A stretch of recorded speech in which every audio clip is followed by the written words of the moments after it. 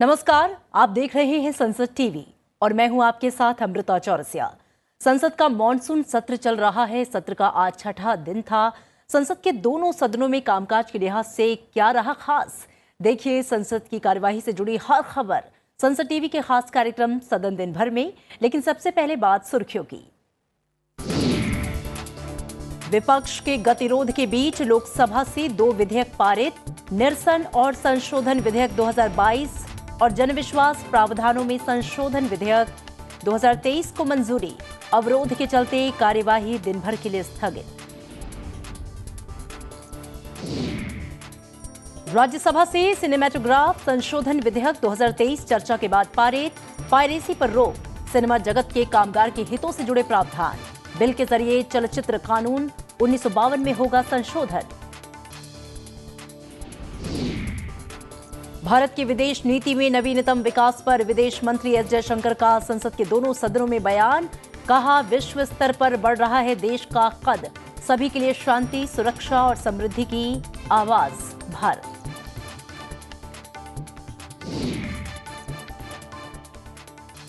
संसद के मॉनसून सत्र का आज छठवां दिन था। दोनों सदनों में आज भी मणिपुर के मुद्दे को लेकर सदन की कार्यवाही बाधित हुई। हालांकि दोपहर 2 बजे के बाद दोनों सदनों में विधायी कामकाज हुआ। लोकसभा से 2 विधेयक पारित हुए तो वहीं राज्यसभा से विपक्ष के वॉकआउट के बीच एक विधेयक को मंजूरी दी गई। राज्यसभा में सत्तारूढ़ और विपक्षी दलों के सदस्यों ने आज गतिरोध किया, जिसके कारण प्रश्नकाल और शून्यकाल नहीं हो सका और सदन की कार्यवाही दोपहर 2 बजे तक स्थगित कर दी गई। सुबह सदन की कार्यवाही शुरू होने पर विदेश मंत्री एस जयशंकर ने राष्ट्रपति, उपराष्ट्रपति और प्रधानमंत्री की विदेश यात्राओं को लेकर जैसे ही बयान देना शुरू किया, कांग्रेस समेत सभी विपक्षी दलों के सांसदों ने मणिपुर हिंसा के मुद्दे पर सदन में शोर शराबा शुरू कर दिया, जिसके कारण सदन की कार्यवाही दोपहर 12 बजे तक स्थगित कर दी गई। प्रश्नकाल शुरू होने पर सभापति जगदीप धनखड़ ने विपक्ष के नेता मल्लिकार्जुन खड़गे को अपनी बात रखने के लिए कहा। जैसे ही विपक्ष के नेता बोलने के लिए खड़े हुए तो बीजेपी के सदस्य शोर शराबा करने लगे। इसी दौरान दोनों पक्षों की ओर से अवरोध जारी रहने पर उन्होंने सदन की कार्यवाही दोपहर 2 बजे तक के लिए स्थगित कर दी। I had the occasion a while ago to see reaction from one section. I have the occasion now. Honorable Foreign Minister was making a speech. His statement carried a lot of things. I expected the opposition also to raise issues. I allowed by relaxing Rule 251.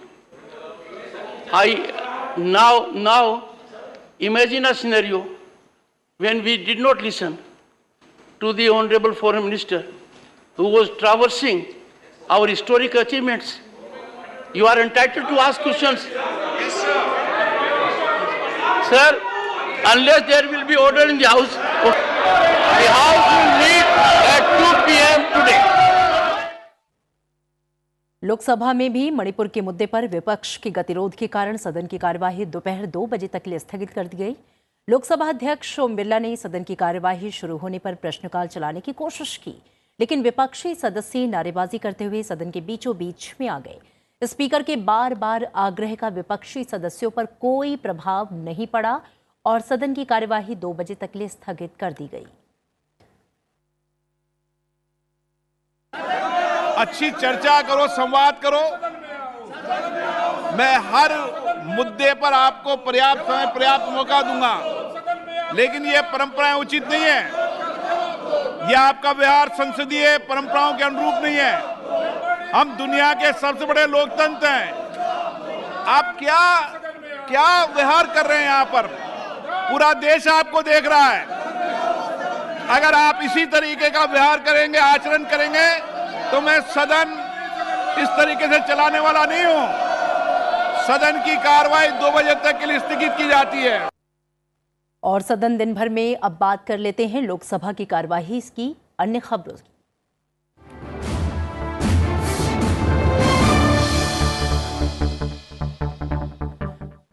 Lok Sabha में गतिरोध के बीच जनविश्वास प्रावधानों में संशोधन विधेयक 2023 को आज पारित कर दिया गया। सदन में वाणिज्य, उद्योग, खाद्य और नागरिक आपूर्ति मंत्री पीयूष गोयल ने विधेयक पेश किया। उन्होंने चर्चा का जवाब देते हुए कहा कि उनकी सरकार की सोच है कि छोटी मोटी गलती के लिए किसी को जेल की सजा नहीं होनी चाहिए। इसके बाद जनविश्वास प्रावधानों में संशोधन विधेयक को ध्वनिमत से पारित किया गया।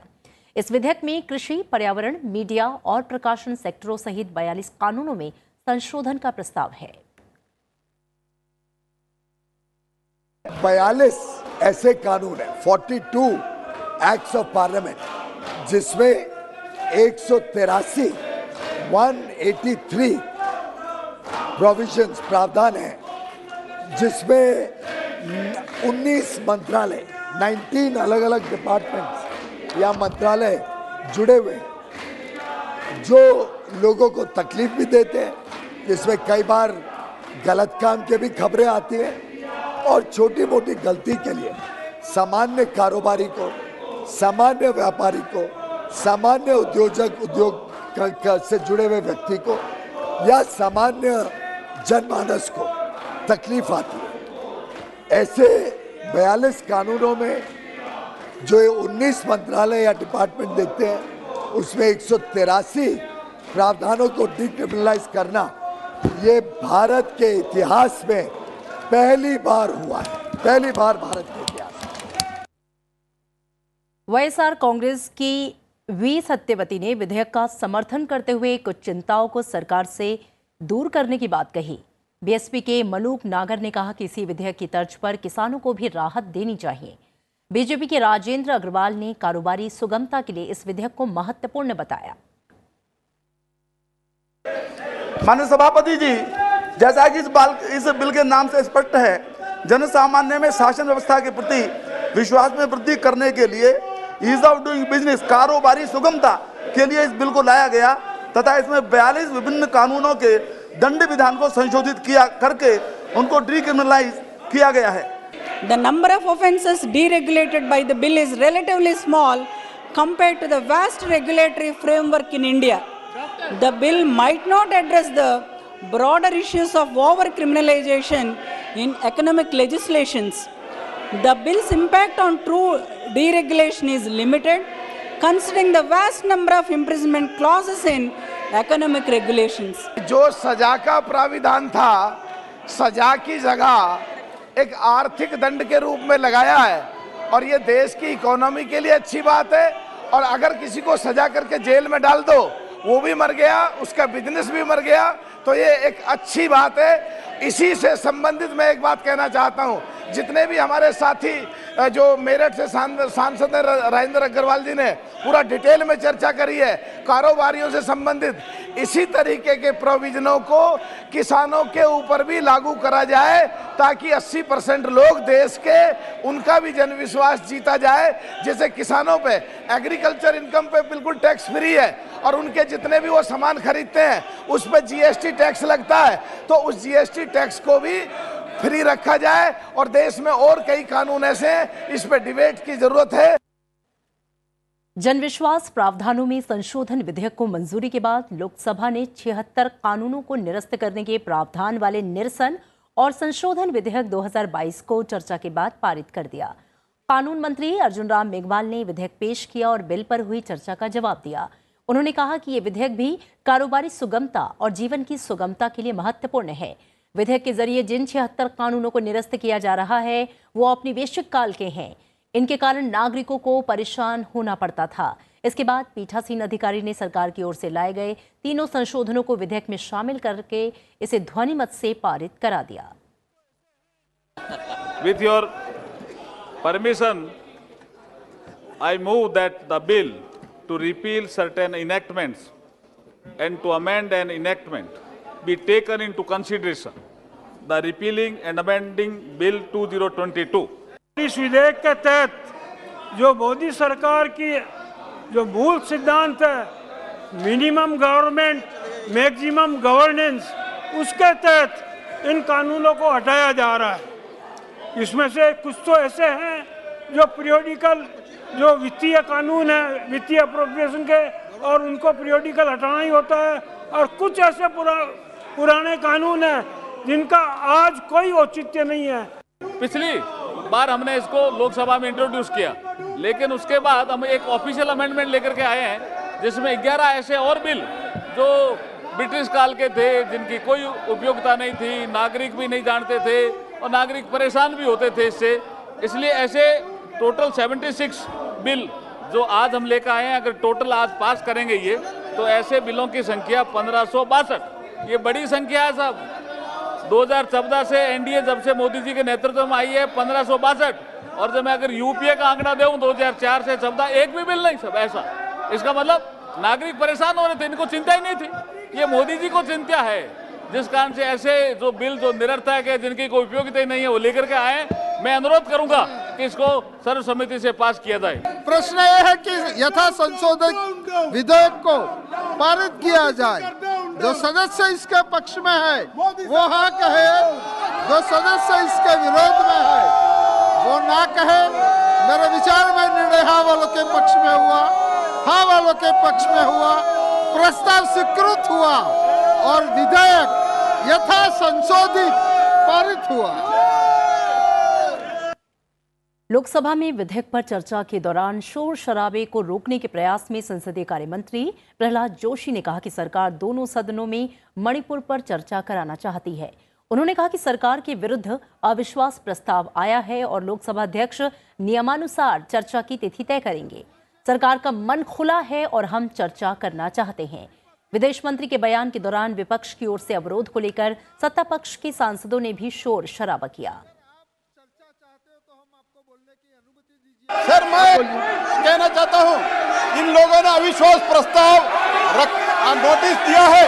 ये प्रस्ताव स्पीकर के संज्ञान में है और 10 दिन का समय है, और 10 दिन का समय में स्पीकर जब भी डिसाइड करेगा, सरकार तैयार है। सरकार कोई भागने, हमारे पास पूरा नंबर है और देश के जनता हमारे ऊपर, मोदी जी के ऊपर पूरा विश्वास कर रहे हैं। लोकसभा की कार्यवाही दोपहर 2 बजे दोबारा शुरू हुई। सदन के पटल पर मंत्रालयों से जुड़े पत्र और दूसरे कागजात पटल पर रखे गए। साथ ही मंत्रियों के वक्तव्य के अलावा विधायी कार्य भी किए गए। सदन में अपतटीय क्षेत्र खनिज विकास और विनियमन संशोधन विधेयक 2023 पेश किया गया। कोयला और खान मंत्री प्रहलाद जोशी ने विधेयक पेश करने की अनुमति मांगी। प्रस्ताव का बीएसपी सांसद रितेश पांडे ने विरोध किया, लेकिन पीठासीन अधिकारी ने विधेयक को पेश करने की अनुमति दी। Sir, I rise to move that bill to amend the Offshore Areas Mineral Development Regulation Act 2002 be taken into consideration. Shri Ritesh Pandey ji. Sir, इस बिल के इंट्रोडक्शन का मैं विरोध इसलिए कर रहा हूँ रूल्स और रेगुलेशंस 72 के अंतर्गत, क्योंकि इसमें जो सेंट्रल गवर्नमेंट है आर्टिकल 21 के अंतर्गत 51 AG को लेकर के इसको देखने की ज़रूरत है, जिसके अंदर हमारे राष्ट्रीय प्राकृतिक संपदाओं का जो माइनिंग होगा, खास तौर से सी माइनिंग होगी, वो हमारे जो देश का जो रिसोर्सेज है, जो इन्वायरमेंट है, उसको पूरी तरह से ध्वस्त करने का कार्य करेगा। और ये आर्टिकल 21 का पूरी तरह से एक उल्लंघन है। Clear legal position that introduction bill can be only opposed under rule 72 on the legislative competence. हम लोग इसका जब इन लोगों ने अलॉट किया, बाद में इसमें सीबीआई इंक्वायरी हो गया, इलीगल के कारण सीबीआई इंक्वायरी हो गया, चार्जशीट हो गया, सब कुछ हो गया। Now we are trying to clear make the very transparent system of only through auction. This is the only thing we are bringing, and there is no question of any competence arises. This parliament has got full competence.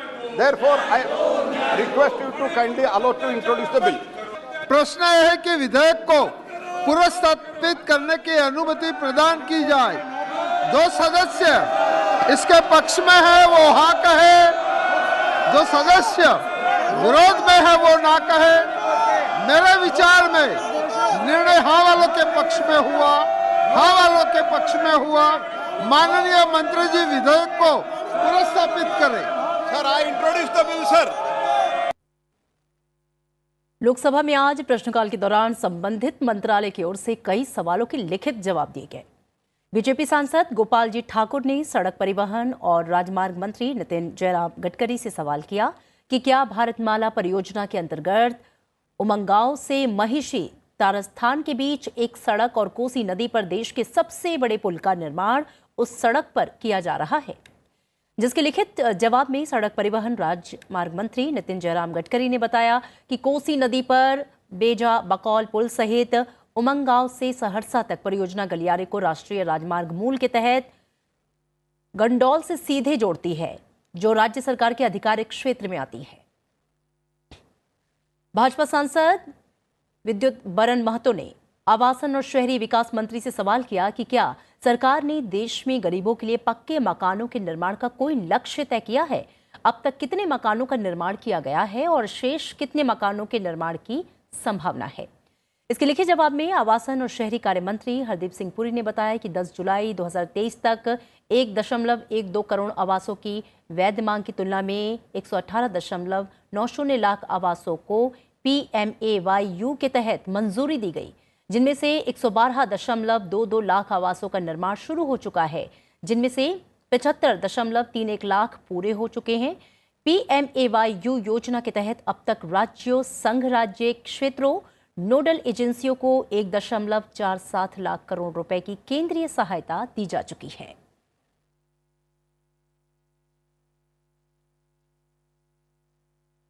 सांसद रमेश बिंद ने जल शक्ति मंत्री से ये सवाल पूछा कि पिछले 3 वर्षों में उत्तर प्रदेश सरकार द्वारा जिलेवार कुल कितने परंपरागत जल निकायों का कायाकल्प किया गया है और जल निकायों के पुनरुद्धार के लिए कोई राशि आवंटित की गई है, जिसके लिखे जवाब में जल शक्ति राज्य मंत्री विशेश्वर टुडू ने बताया कि चालू वित्त वर्ष के दौरान उत्तर प्रदेश को मनरेगा के लिए 5040 करोड़ रुपए की राशि आवंटित की गई, जिसका एक बड़ा हिस्सा जल शक्ति अभियान अमृत सरोवर मनरेगा के अंतर्गत पारंपरिक जल निकायों के पुनरुद्धार में उपयोग किया जाना होता है।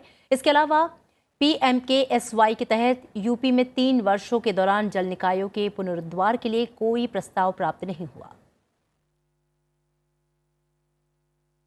कांग्रेस सांसद कुमारी राम्या हरिदास ने नवीन और नवीनीकरण ऊर्जा एवं विद्युत मंत्री RK सिंह से सवाल पूछा कि देश भर में नवीन और नवीनीकरण ऊर्जा स्रोतों से कितनी मात्रा में विद्युत उत्पादन हो रहा है। इसके लिखित जवाब में नवीन और नवीनीकरणीय ऊर्जा एवं विद्युत मंत्री RK सिंह ने बताया कि देश भर में साल 2022-23 के दौरान अक्षय ऊर्जा स्रोतों, बड़ी पनबिजली सहित 365.60 बिलियन यूनिट बिजली पैदा की गई। और सदन दिन भर में अब वक्त है राज्यसभा की कार्यवाही से जुड़ी खबरों को जानने का।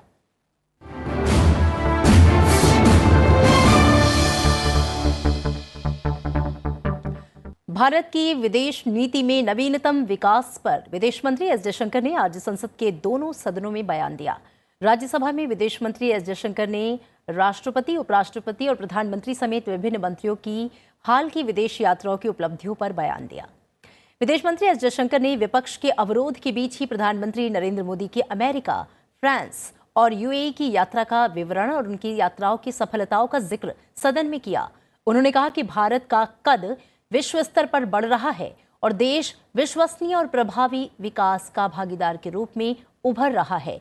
विदेश मंत्री ने कहा कि भारत की G20 अध्यक्षता ने देश की विदेश नीति को सशक्त बनाने, आत्मनिर्भर और विकसित भारत के दृष्टिकोण को साकार करने में एक उत्प्रेरक के रूप में काम किया है। Of the key foreign policy engagements and initiatives taken by India since the budget session, which ended on 6 April 2023. This period witnessed several crucial high-level diplomatic engagements, including interactions by the Honorable President, Honorable Vice President Sir, and Honorable Prime Minister with foreign counterparts in India and abroad. I myself visited a number of nations, as did our Ministers of State, and we received many of our foreign colleagues here in India. And through these efforts at multiple levels, we were able to advance our national objectives and interests in a volatile and uncertain world. In terms of the diplomatic engagements of the Honorable President, she hosted the King of Cambodia from May 29 to 31 on his state visit. This marked the celebrations of the 70th anniversary of diplomatic relations between our countries. Honorable President was the chief guest of the celebrations commemorating 150 years of the arrival of Indians in Suriname. विदेश मंत्री S Jaishankar के विदेश नीति पर बयान के बाद सभापति जगदीप धनखड़ ने कहा कि यह दशक भारत का है। उन्होंने हाल ही में 3 विदेश यात्राओं के अपने अनुभवों का जिक्र किया। उन्होंने कहा कि भारत के लिए गौरव का क्षण आ गया है। We must never forget the decade belongs to India, the decade belongs to our country, rise of our country is unstoppable, the century belongs to us. I appeal to you to carefully go through the historic achievements that have been reflected in the address by the foreign minister. I have noticed during my 3 visits abroad, being citizen of this country is a great honor. सभापति ने नियम 251 के तहत मंत्री के बयान पर स्पष्टीकरण के लिए सवाल करने का मौका दिया। इसी दौरान सदन के नेता पीयूष गोयल ने कहा कि विदेश मंत्री ने भारत की अंतर्राष्ट्रीय स्तर पर छवि से सदस्यों को अवगत कराया, लेकिन कुछ लोग इसे समझते नहीं हैं। उन्होंने कुछ विपक्षी सदस्यों के सदन में काले कपड़े पहनकर आने की आलोचना की। राज्यसभा ने आज सिनेमेटोग्राफ संशोधन विधेयक 2023 को चर्चा के बाद पारित करा दिया। 2 बार के स्थगन के बाद दोपहर 2 बजे के बाद सदन की कार्यवाही शुरू हुई तो उपसभापति हरिवंश ने सिनेमेटोग्राफ संशोधन विधेयक 2023 पर चर्चा शुरू कराई, जिसका जवाब सूचना और प्रसारण मंत्री अनुराग ठाकुर ने दिया। उन्होंने कहा कि ये विधेयक सिनेमेटोग्राफ एक्ट 1952 में संशोधन के लिए लाया गया है और इसका मूल उद्देश्य सिनेमा जगत में बढ़ रही पायरेसी के लिए दंड और जुर्माने का प्रावधान कर उस पर अंकुश लगाना है। उन्होंने कहा कि विधेयक के प्रावधान सिनेमा जगत से जुड़े छोटे से छोटे कामगार से लेकर बड़े निर्माता निर्देशकों के हितों की रक्षा करेंगे। Unauthorised recording and exhibition of films, ये जो फिल्म पायरेसी से जुड़ी हुई है, अब मैं देख रहा था कि प्रशांतानंदा जी ने 18,000 करोड़ से शुरू किया तो 22,000 करोड़ तक यही बात पहुंच गई कि इतने की पायरेसी होती है। अब पायरेसी कितने की होती है किसी को नहीं पता, लेकिन इतना जरूर पता है कि कलाकारों की वर्षों की मेहनत पे पानी फेरने का काम होता है।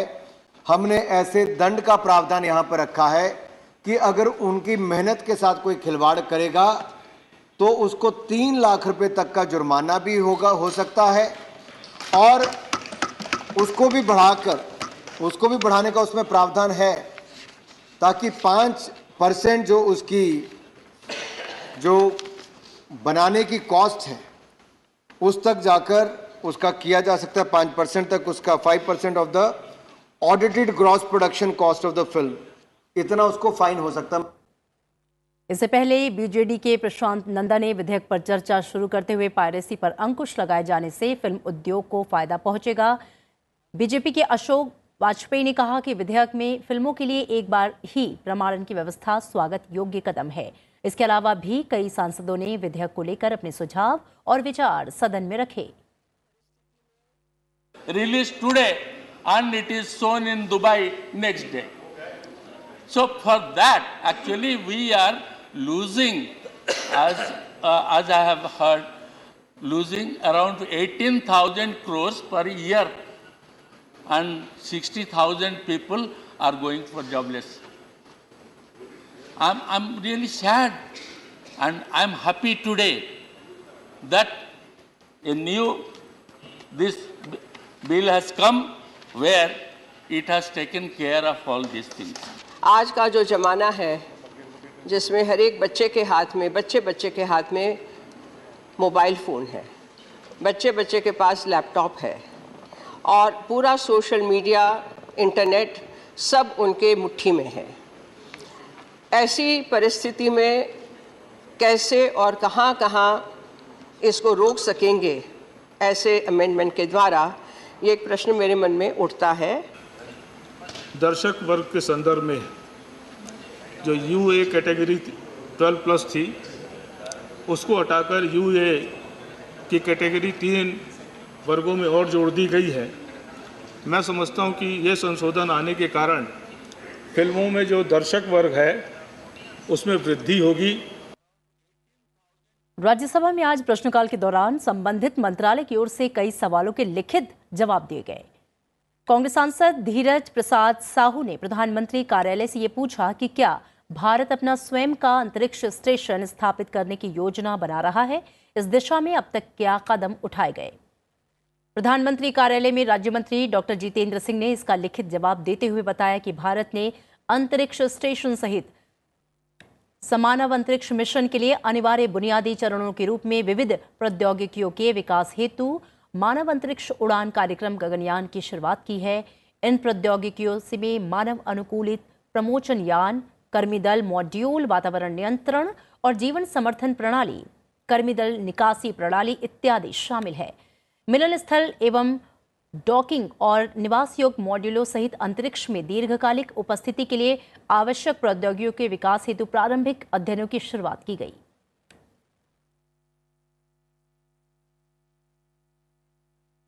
बीजेपी सांसद हरनाथ सिंह यादव ने श्रम और रोजगार मंत्री से ये पूछा कि क्या सरकार ने असंगठित श्रमिकों को सरकारी योजनाओं का लाभ आसानी से प्रदान करने के लिए ई श्रम पोर्टल पर पंजीकरण की सुविधा प्रदान की है। इस जवाब का लिखित जवाब देते हुए केंद्रीय श्रम और रोजगार मंत्री भूपेंद्र यादव ने यह बताया कि श्रम और रोजगार मंत्रालय ने आधार से सत्यापित और सहबद्ध किया हुआ है। असंगठित कामगारों का एक व्यापक राष्ट्रीय डेटाबेस तैयार करने के लिए 26 अगस्त 2021 को ई श्रम पोर्टल आरंभ किया गया। 18 जुलाई 2023 की स्थिति के अनुसार ई श्रम पोर्टल पर 28.96 करोड़ से अधिक असंगठित कामगारों का पंजीकरण किया गया है, जिसमें से 47.23% कामगार पुरुष और 52.77% कामगार महिला हैं। बीजेपी सांसद इरण कडाडी ने पर्यटन मंत्री से ये पूछा कि भारत सरकार द्वारा स्वदेश दर्शन 2.0 के अंतर्गत चयनित शहरों का ब्यौरा क्या है। इस सवाल का लिखित जवाब देते हुए पर्यटन मंत्री जी किशन रेड्डी ने यह बताया कि पर्यटन मंत्रालय ने पर्यटकों के अनुभवों को बेहतर बनाने, समुदाय आधारित विकास और गरीबोन्मुख पर्यटन दृष्टिकोण अपनाने के लिए वर्ष 2014-15 में स्वदेश दर्शन योजना आरंभ की। इस योजना के अंतर्गत मंत्रालय ने विभिन्न चिन्हित थीमों के तहत देश में 76 परियोजनाओं को स्वीकृत किया है, जिसमें से 63 परियोजनाओं के भौतिक रूप से पूरा होने की सूचना है। कांग्रेस सांसद विवेक के तनखा ने पर्यावरण, वन और जलवायु परिवर्तन मंत्री से ये पूछा कि विगत 5 वर्षों के दौरान कितने प्रतिशत प्राकृतिक वनस्पति वाली भूमि को विकास परियोजनाओं के लिए उपयोग में लाया गया है। इस सवाल का लिखित में जवाब देते हुए केंद्रीय पर्यावरण, वन और जलवायु परिवर्तन राज्य मंत्री अश्विनी कुमार चौबे ने यह बताया कि वनेतर प्रायोजनों के लिए वन भूमि के अप्रवर्तन हेतु प्रस्तावों पर वन संरक्षण अधिनियम 1980 के प्रावधानों के अंतर्गत उसके तहत बनाए गए नियमों और दिशा निर्देशों के अनुसार मामला दर मामला आधार पर विचार किया जाता है। उन्होंने ये बताया कि 1 जनवरी 2018 से 31 मार्च 2023 के दौरान वन संरक्षण अधिनियम 1980 के तहत कुल 90,001.15 हेक्टेयर वन भूमि के वनेतर उपयोग के लिए अनुमोदन प्रदान किया गया।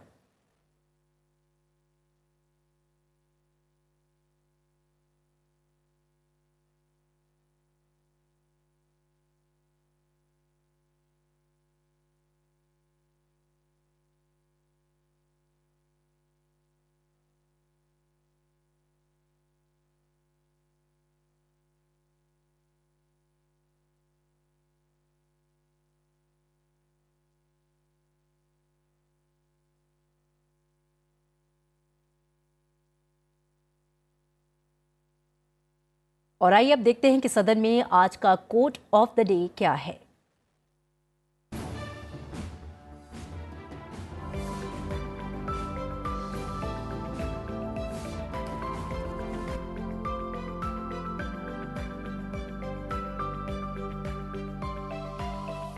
और सदन दिन भर में आज के लिए बस इतना ही। दीजिए इजाजत, रखिए अपना ख्याल और देखते रहिए संसद टीवी। नमस्कार।